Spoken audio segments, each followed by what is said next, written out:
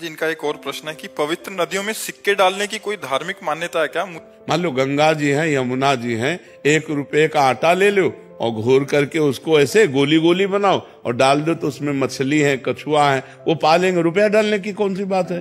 अरे रुपया के किसी के को वस्तु पदार्थ खरीद के दे दो। रुपया गंगा जी में, यमुना जी में डालने की जरूरत है? कोई शास्त्र आज्ञा नहीं है, ये सब मनमानी आचरण है। जब डालते तो मैं मना करता हूँ कि भाई क्यों डाल रहे, तो वो बताते नहीं है, बोले तुम्हें क्या मतलब है, सब डाल दे। हाँ नहीं, आजकल लोग मनमानी करते हैं। हम कहते हैं गंगा जी, यमुना जी, इनमें जैसे आप है ना 1 रुपया, 2 रुपया, 4 रुपया का आटा ले लो और उसकी गोली गोली बना के डालो तो छोटे छोटे जो जल जंतु होते हैं वो खाएंगे, प्रसन्न रहेंगे, उनका भरण पोषण होगा। रुपया डालने से किस काम में आएगा? हम तो देखा है केसी घाट में वो लड़के जो होते हैं ना, वो गोल गोल वो चुंबक, हाँ, रस्सी में 3-4 बाल कैसे डालते हैं यमुना जी में और चिपक के निकल आते हैं। से दिन भर लगे रहते हैं जहाँ ज्यादा यात्रियों का आवागमन होता है। हमें लगता है ऐसा करे, 1-1 रुपया अगर तुम्हें दान करना है ना तो तुम एकत्रित कर लो, एक गोलक बना लो। 1-1 रुपया, अब 100 रुपया है, 100 रुपया का हरा चारा लेकर गाय को डाल दो,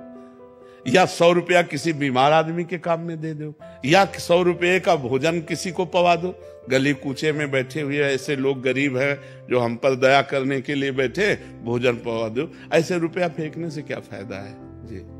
माधव वशिष्ठ जी महाराज जी कह रहे हैं कि जो श्री जी को पोशाक धारण कराई जाती है उसमें क्या सावधानी रखनी चाहिए? जैसे गर्मियां आ गई हैं तो गर्मियों में क्या उनको भी श्री जी को सुखद होना चाहिए और हवा लगनी चाहिए।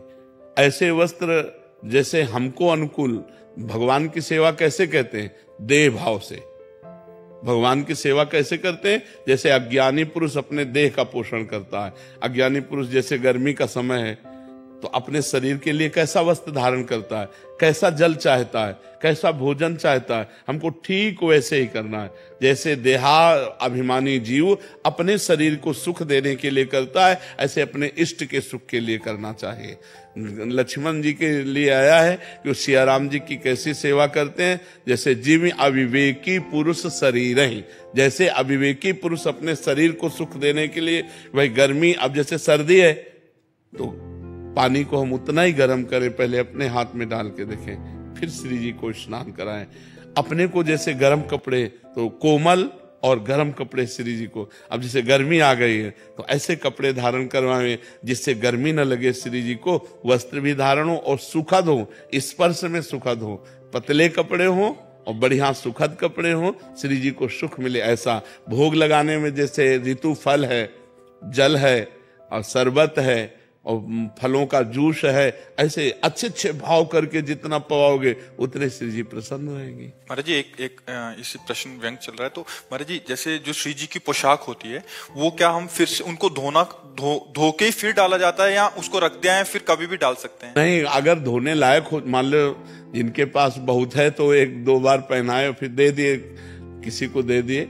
बकाया जो धोया भी जा सकता है, लेकिन ऐसे स्थानों पे धोया जाए श्री जी ठाकुर जी की कि जिसमें लघुशंका ना हो की गई हो, ऐसी जगह धोया जाए। जैसे हम एक तसले में धो लेते हैं, बड़े पात्र में धो लेते हैं, एक बार पानी से निकाल के जैसे धो के जैसे भी बने, और वो हम वृक्षों में डाल दें। भगवत वस्त्रों को संभाल के ऐसे धोया जाता है कि जैसे ऐसे प्रक्षालन किया गया, धोया गया। एक तो वहां ज्यादा उसमें साबुन और सब की जरूरत नहीं होती, वो साफ ही होते हैं। अगर प्रक्षालन पवित्र करना है तो जैसे पानी डाल दिया गया और नीचे पात्र रखा हुआ है, बड़ा टप रखा हुआ है, वो सब पानी टप में गया, टप उठाकर किसी वृक्ष के थाले में डाल दिया गया, जिसे किसी के पैरों के नीचे भी ना पड़े, बाथरूम में भी ना जाए। अब जैसे यहाँ वृंदावन है, यहाँ तो कोई बात नहीं, ये तो भगवान का धाम है, यहाँ तो भगवान के धाम का पूरी भूमि सब चिदानंदमय है, यहाँ तो कोई बात नहीं। लेकिन गांव गली में सावधानी इस बात की रखें। पर जी एक बार जो पोशाक धारण करा दिया, अगर गंदी नहीं है तो हम उसको संभाल के रख दें और फिर धारण करा फिर? हाँ, फिर ऐसा नहीं कि उसको धोना पड़ेगा या प्रसाद नहीं, ऐसा नहीं, ऐसा नहीं। और आभूषण का महाराज जी? हाँ, आभूषण तो आजीवन धारण करा सकते हैं। आभूषण तो आजीवन, केवल जो फूल आदि से बने आभूषण? हाँ।